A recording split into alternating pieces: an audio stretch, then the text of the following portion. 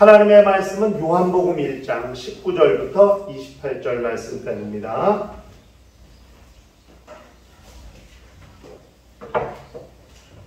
요한복음 1장 19절부터 28절 말씀까지입니다. 찾으셨으면 한 절 한 절씩 교독을 하도록 하시겠습니다. 유대인들이 예루살렘에서 제사장들과 레위인들을 요한에게 보내어 네가 누구냐 물을 때에 요한의 증언이 이렇다. 요한이 드러내어 말하고 숨기지 아니하니 드러내어 하는 말이 나는 그리스도가 아니라 한대. 또 묻되 그러면 누구냐?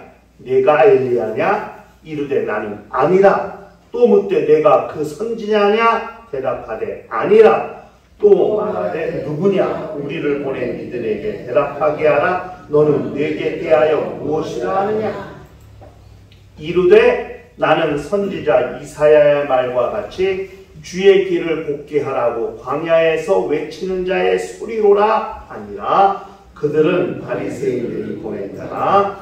또 물어 이르되 네가 만일 그리스도도 아니요 엘리야도 아니요 그 선지자도 아닐진데 어찌하여 침례를 베푸느냐? 요한이 대답하되 나는 물로 침례를 베풀거니와 너희 가운데 너희가 알지 못하는 한 사람이 섰으니 곧 내 뒤에 오시는 그이라. 나는 그의 신발끈을 풀기도 감당하지 못하겠노라 하더라. 이 일은 요한이 침례 베풀던 곳 요단강 건너편 베다니에서 일어난 일이니라. 아멘.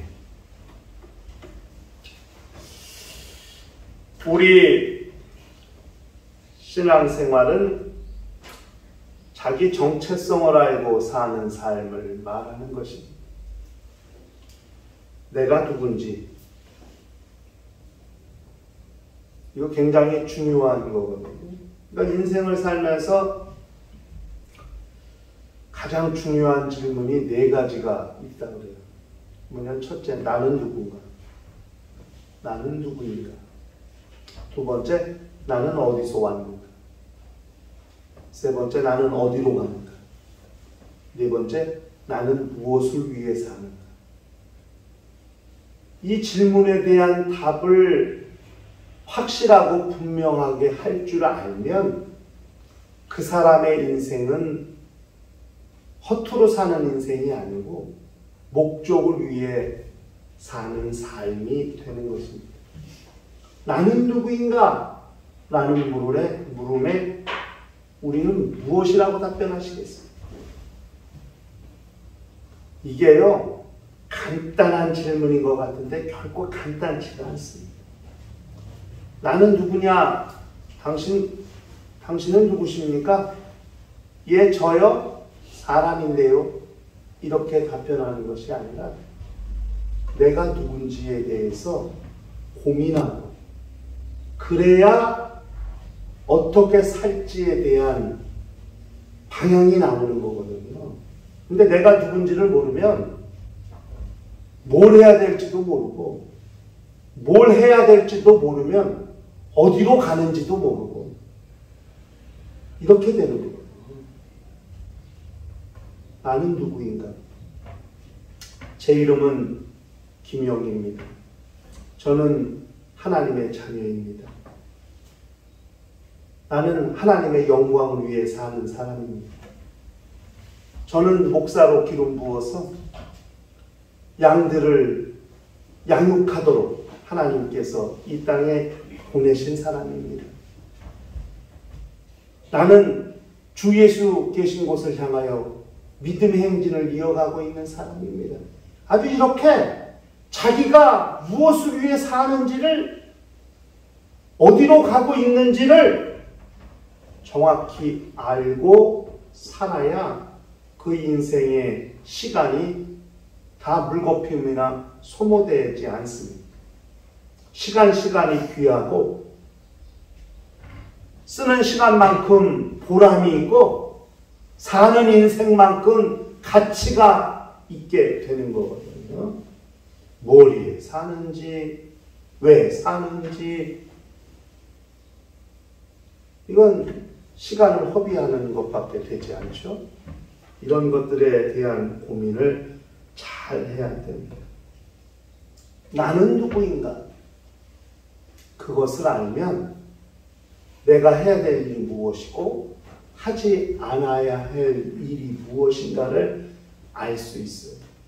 나는 죄인이라고 생각한다면 하나님께서 그 아들 예수 그리스도를 통해서 죄인된 나를 구원하셨다고 안다면 우리는 결코 죄를 짓지 않겠죠. 내가 해야 될 일이 무엇인지, 하지 말아야 될 일이 무엇인지, 내가 나서야 될 때가 언제인지, 아니면 뒤로 물러서야 할 때가 언제인지, 이런 것들을 잘 알게 되는 것이거든요. 매우 중요합니다. 오늘 하루 동안 이 질문에 대한 자신의 답을 좀 준비하면서 하루를 보내시는 것도 좋으리라 생각이 듭니다. 오늘 우리가 읽은 이 성경 본문은 유대인들이 보낸, 나중에 본문엔 바리새인들이 보냈다 이렇게 말했죠. 바리새인들이, 예루살렘에 있는 바리새인들이 보낸 제사장들과 레위인들이 침례 요한과 대화하는 내용을 기록하고 있습니다. 지금 사도 요한이 기록한 이 요한복음은 요한복음 1장 19절부터 예수 그리스도에 대해서 본격적으로 증언하기 시작하는 거거든요. 예수 그리스도에 대해서 본격적으로 증언하면서 먼저 다룬 내용이 침례 요한에 관한 내용입니다. 그 당시 침례 요한의 등장은 이스라엘 사회 전체를 아주 떠들썩하게 만든 엄청난 사건이었어요. 어느 날 갑자기 가죽 옷을 입고 가죽 허리띠를 띠고 메뚜기와 석청을 먹는 어떤 사람이 갑자기 나타나가지고 요단강에서 사람들에게 침례를 베푸기 시작한단 말이에요. 그런데 엄청난 백성들이 다 그 사람한테 간단 말이에요. 이게 뭐요? 깜짝 놀랐죠. 그래서 예루살렘에 있는 사내들인 공회 바리새인들에게까지 그 소문이 들렸어요. 도대체 어떤 사람이야? 그래서 보낸 거예요. 가서 좀 알아보고 와라. 왜냐하면 신구약 중간기를 지나면서 이스라엘에는 지도자가 없었어요. 로마 제국이 임명한 분봉왕은 있었지만 선지자도 없었습니다. 그렇기 때문에 하나님의 말씀을 전하는 사람이 없었어요. 그런 와중에 회개하라고 외치면서 회개의 침례를 베푸는 침례 요한의 등장은 이스라엘 전체의 메시아인가? 엘리야인가? 누구지? 궁금증을 일으킬 수밖에 없는 그런 상황을 만들게 되었거든요. 보낸 거예요. 예루살렘으로부터 보내심을 받아 요단강으로 온 제사장과 레위인들이 침례 요한에게 묻습니다. 세 가지를 물어요. 세 가지를 묻는데 요한의 대답은 다 한결같이 나는 아니라 이거예요. 그리고 그러면 마지막에 또 한 가지를 물어요. 다 아닌데 너 왜 침례를 베푸냐? 그때 침례 요한이 대답을 하게 되는 그 내용이 본문의 내용입니다. 첫 번째 질문이 뭡니까? 내가 그리스도냐? 요한이 말하길 나는 아니라. 나는 그리스도가 아니라는 거예요. 헬라어로는 그리스도, 히브리어로는 메시아.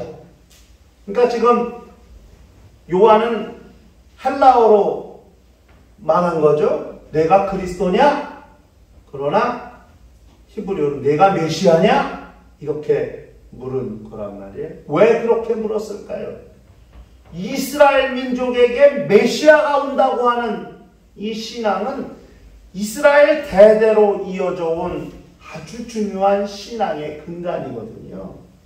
그렇기 때문에 가장 궁금하고 가장 중요한 질문을 먼저 던진 거거든요. 내가 메시아냐? 내가 그리스도냐? 그런데 침례 요한은 분명히 나는 아니라고 그렇게 대답했습니다. 이것이 요한의 정체성입니다.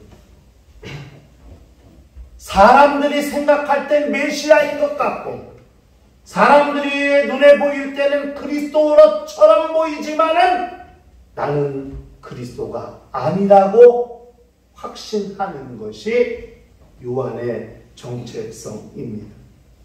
자기가 누구인지를 분명히 알고 있다는 거예요.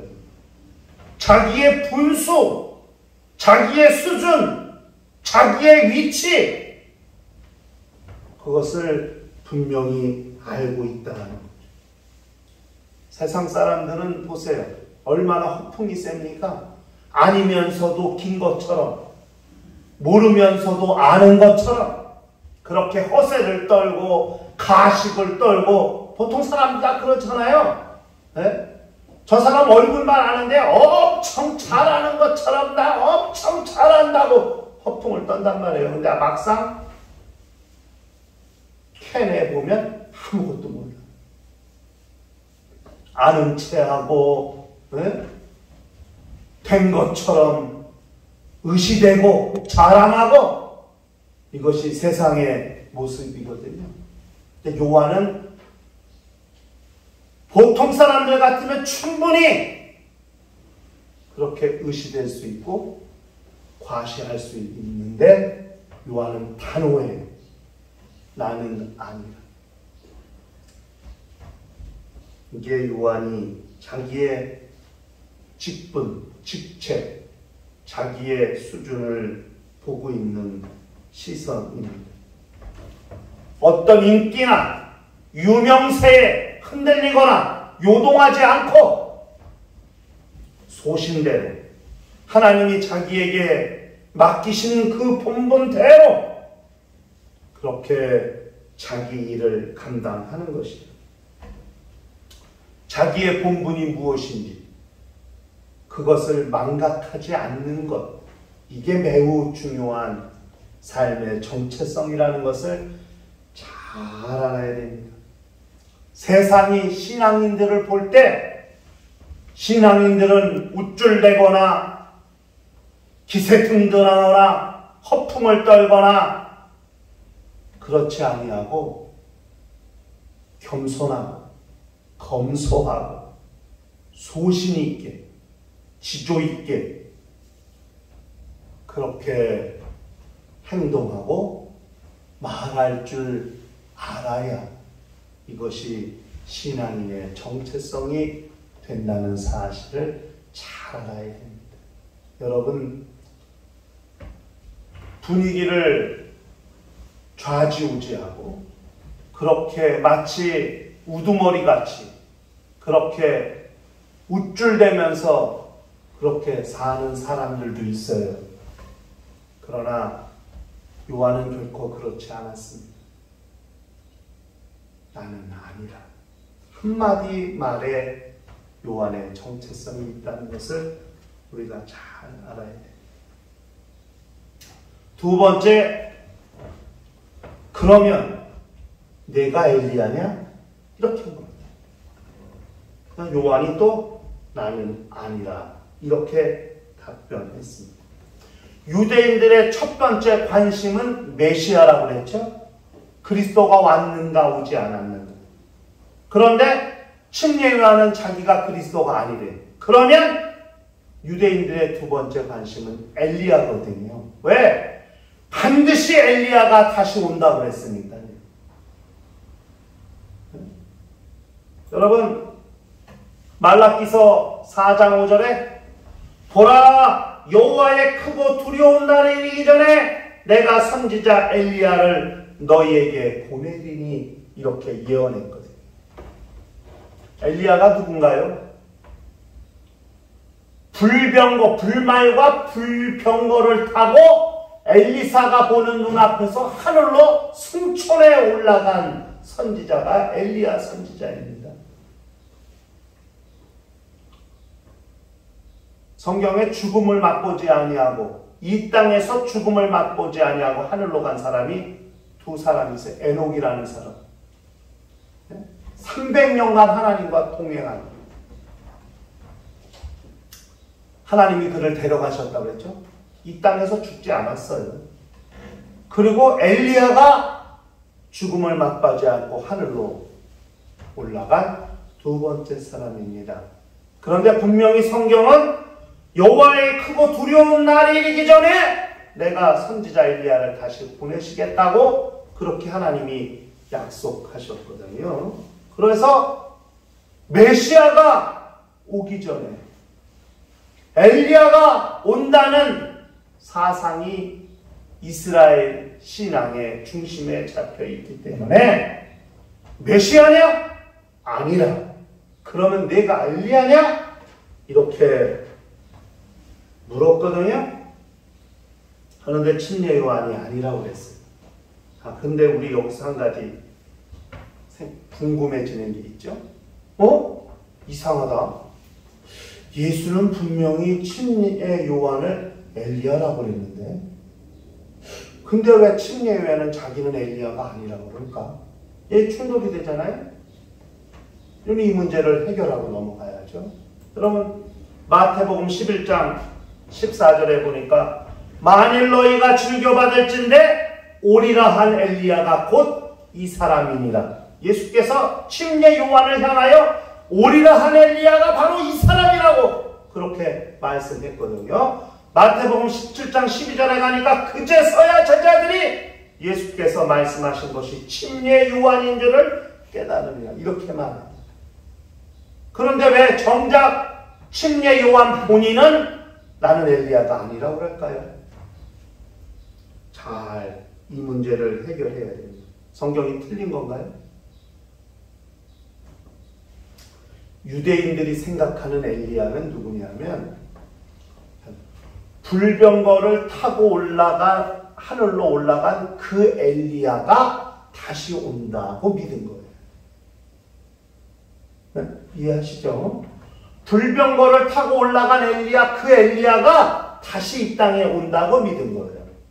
하늘로 올리우신 예수 그리스도께서 그 모습 그대로 이 땅에 다시 재림하시는 것처럼 하늘로 불병거를 타고 갔던 엘리야 그 사람이 다시 이 땅에 오는 것으로 그렇게 생각을 했단 말이에요. 그런데 그런 엘리야는 아니라는 겁니다. 친구.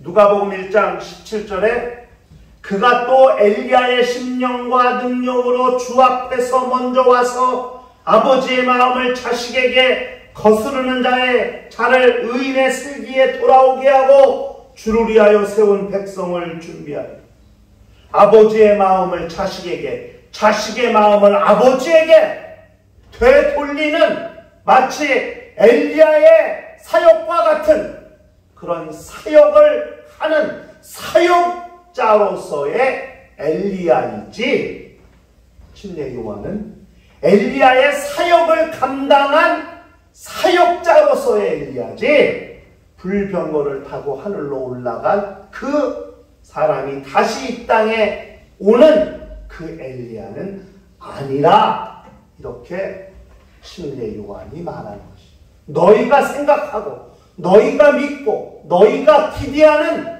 그 엘리야는 아니라는 거예요.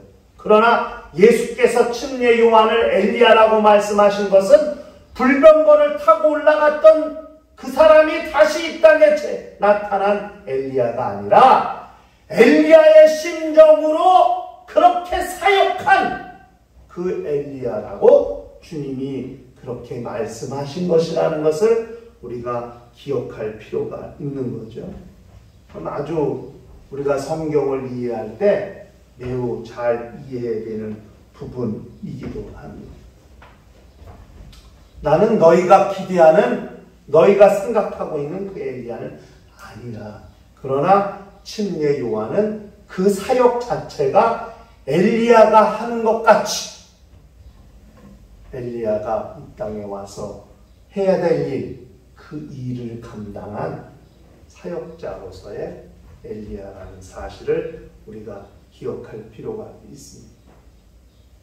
그러니까 이번엔 세 번째로 이제 묻는 거거든요. 그러면 내가 그 선지자냐?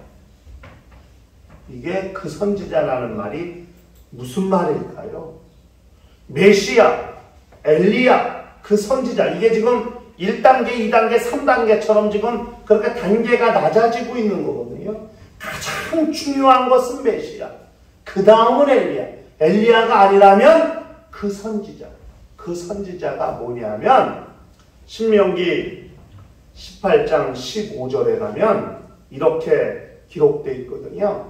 내 하나님 여호와께서 너희 가운데 내 형제 중에서 너를 위하여 나와 같은 선지자 하나를 일으키시리니 너희는 그의 말을 들을지니라, 이렇게 말했거든요. 이게 모세가 요단강을 건너서 가나안 땅에 들어왔을 때 출애굽 세대는 광야에서 다 죽었잖아요. 한 명도 가나안 땅에 들어가지 못하리라 하셨잖아요. 왜? 정탐꾼들의 말을 믿지 않아서. 그죠? 40일이면 들어갈 그곳을 하루를 1년으로 하고 40년 동안 광야를 방황하다가 광야에서 출애굽한 모든 세대는 다 죽게 하시고 오직 여호수아와 갈렙 두 사람만 가나안 땅에 들어간 거 아니에요? 그리고 가나안 땅에 들어갔을 때에 모세가 죽기 전에 마지막으로 광야 세대, 광야에서 태어난 광야 세대를 위해서 율법을 가르친 내용을 기록하고 있는 게 신명기입니다. 그 신명기에 나와 같은 선지자, 모세, 나와 같은 선지자를 너희 중에 세우신다고 이렇게 말씀을 했거든요. 그래서 유대인들은 모세와 같은 선지자가 또 나타나기를 그렇게 고대했던 거예요. 가장 사모하는 것은 메시아가 오기를. 그러면 메시아 오기 전에 반드시 엘리야가 나타난다고 했으니까 그 엘리야가 오게 될 것을. 왜? 엘리야가 오면 뒤에 메시아가 오실 것이니까.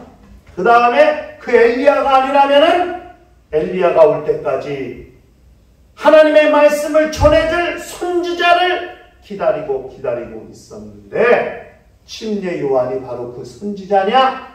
이렇게 물은 거란 말이에요. 그랬더니 이번에도 침례 요한은 아니라 이렇게 말했습니다. 그리고 말하기를 나는, 그러면 넌 누구냐 도대체? 그러면 메시아도 아니고 엘리야도 아니고 그리스도도 아니면 넌 누구냐? 나는 이사야 선지자의 말처럼 광야에 외치는 자의 소리라, 이렇게 말했습니다. 자신을 높이지도 않고 그저 하나님의 말씀을 전하는 하나의 소리일 뿐이라고 자신을 그렇게 증언하는 거죠. 소식이 아니라 소리예요. 소식이 아니라 소리. 광야에 외치는 자의 소리라, 이렇게 말했습니다. 그러니까 묻는 거예요. 그러면 내가 왜 어찌하여 침례를 베푸느냐? 그렇게 말했을 때 침례 요한이 내 뒤에 오시는 그이, 내 뒤에 오시는 그이라고 그렇게 소개하고 있거든요. 침례 요한은 어떤 생각을 가지고 있느냐? 요한복음 3장 28절부터 30절에 보니까 침례 요한이 말하고 있는 거예요. 제자들에게 내게 말한 바, 내가 말한 바 나는 그리스도가 아니요 그의 앞에 보내심을 받은 자라가 한 것을 증언한 자는 너희입니다. 신부를 취하는 자는 신랑이나 서서 신랑의 음성을 듣는 친구가 크게 기뻐하나니 나는 이러한 기쁨으로 충만하였노라. 그는 흥하여 하겠고 나는 쇠하여 하리라 하니. 이게 뭐냐면 요한이 요단강에서 침례를 베풀었어요. 그런데 예수께서 오셨어요. 침례 요한이 예수에게 침례를 베풀었어요. 그랬더니 요한의 제자들이 다 예수를 따라간다예요. 그러니까 일부 요한의 제자들이 와가지고 선생님이 침례 요한에게 물은 거예요. 선생님, 우리 제자, 우리 사람들이 다 저 사람 쫓아가는데요? 그러니까 요한이 자기 제자들에게 말한 내용이 지금 요한복음 3장 28절부터 30절까지 내용이거든요. 요한은 왜 침례를 베푸느냐? 바로 자기 뒤에 오시는 그분을 발견하기 위해서. 이게 사도 요한이 지금 침례 요한에 대해서 증언하면서 침례 요한의 역할이 무엇인가를 분명히 말하고 있는 거예요. 침례 요한은 그리스도가 아니에요. 침례 요한은 이 유대인들이 생각하는 엘리야도 아니에요. 모세와 같은 선지자를 세우시겠다고 했는데 그 선지자도 아니에요. 오직 하나님의 말씀을 증언하는 소리일 뿐이에요. 그가 침례를 주는 단 하나의 이유는 바로 그리스도를 발견하기 위해서. 그를 기다리고 기다리다가 마치 신부를 영접하는 신랑이 기뻐하는 것을 보고 곁에서 함께 기뻐하는 신랑의 친구의 마음과 같은 마음을 가지고 그렇게 기쁨이 충만한 사람. 오직 신랑은 흥해도 자기는 쇠하여야 하고 그리스도는 흥해도 자신은 쇠하여야 하는 그런 마음을 가지고 있는 사람. 이게 침례 요한입니다. 자신을 높이지도 않고 자신을 드러내지도 않고 자기의 역할이 무엇인가를 확실히 알고 자기가 일평생 살면서 감당해야 될 자기의 몫이 무엇인가를 확실히 알고 과장하지도 않고 선을 넘지도 않고 오직 자기가 해야 될 자기의 본분에 충실했던 사람이 침례 요한이죠. 이게 요한의 정체성입니다. 자기는 그리스도도 아니고 엘리야도 아니고 선지자도 아니고 그저 하나님의 말씀을 전하는 하나의 소리일 뿐이고 자기가 침례를 주는 것은 그리스도 그분이 오실 때까지 그분을 발견하기 위해서 자기가 침례를 베풀고 있다는 사실을 망각하지 않는 거예요. 그렇게 무수한 군중이 자기에게 와서 침례를 받는다고 우쭐대지도 않고 거만하지도 않고 자신을 높이지도 않고 겸손하게 조용히 묵묵히 침례를 받지 않아도 되실 분이 오실 때까지 침례를 받지 않아도 되실 메시아가 자기 앞에 나타날 때까지 묵묵히 그 사역을 감당하면서 그리스도를 기다리고 있는 사람, 이 사람이 침례 요한입니다. 이런 삶의 정체성을 알고 묵묵히 형장으로 끌려가 목배임을 받고 순교당해도 아쉬움이나 섭섭함이나 슬픔이나 좌절이나 절망이 없이 그는 흥해야 되겠고 나는 쇠하여야 한다. 그렇게 자기의 소임을 다한 사람이 침례 요한입니다. 우리 신앙인의 정체성이 뭘까? 나는 하나님의 영광을 위해서 사는 사람입니다. 내 삶을 통해서 그분의 이름이 높으심을 받으시게 하는 것이 우리의 본분입니다. 내 본분입니다. 이렇게 생각한다면 내가 하루 24시간 1년 365일 내내 하루의 삶을 살면서 나는 과연 하나님의 이름의 영광을 위해서 쓰여지고 있는가? 내가 하나님이 성령으로 부르신 성도일 때 나는 과연 성도로서의 역할, 성도로서의 자격을 유지하면서 살고 있는가? 이렇게 자신의 정체성을 늘 점검하고 뒤돌아보는 지혜가 온전한 신앙인의 자세라는 사실을 우리가 기억할 필요가 있는 거죠. 사도 요한은 침례 요한에 대해서 요한에 대해서 증언하기를 사도 요한은 침례 요한이 어떤 사람이었는가?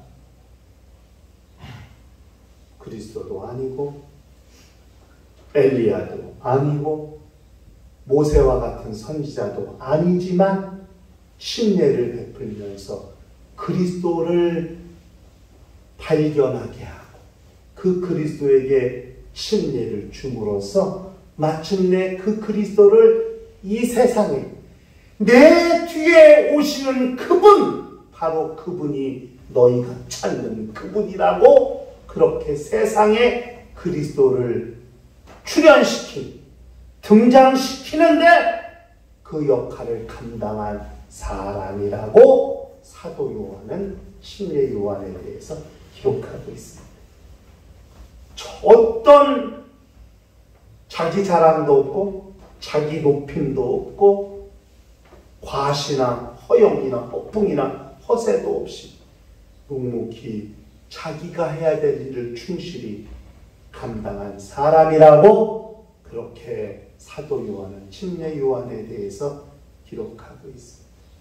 사도 요한이 기록한 침례 요한은 정체성이 분명한 사람. 세상의 유혹이나 바램이나 기대에 우쭐대거나 과시되지 아니하고 묵묵히 자기 일을 감당한 사람이죠. 나 여기 왜 있나? 하나님이 나를 여기 보내셨다고 믿는 거죠. 내가 지금 무엇을 하고 있나? 하나님의 영광을 위해 일하고 있다고 믿는 거죠. 직장 생활하는 것도 학교 생활하는 것도 하나님이 나를 통해서 이곳에서 당신의 영광을 위해 쓰여지게 하시기 위해 나를 이곳에 보내셨다고 그렇게 믿는 거죠. 이게 신앙인들이 가져야 될 매우 중요한 정체성입니다. 그 정체성이 흔들리지 않아야 삶이 유익해요. 그러니까 눈 뜨니까 살고 밤 되니까 자고 그것이 아니라 하루하루의 삶이 기쁘고 보람이 있다. 그 정체성이 분명해요. 그렇지 않으면 방황하는 거예요. 시간을 허비하는 거예요. 그렇지 않으려면 나는 누군가? 나는 어디서 왔는가? 나는 무엇을 위해 사느냐? 어디를 향해 가고 있나? 자기의 정체성을 되새기고 다잡아볼 필요가 있다는 것을 그걸 기억해야 됩니다. 짧디 짧은 생애를 살았지만 확실한 정체성으로 그리스도를 세상에 드러낸 침례 요한의 사역을 보면서 우리 신앙의 정체성을 찾고 그렇게 하나님이 이 세상에 보내셨고 하나님이 사용하시는 거룩한 심령이 되기를 소원하면서 그렇게 정체성을 가지고 이 세상을 사는 거룩한 심령과 가정과 교회가 되시기를 주 이름으로 축원합니다.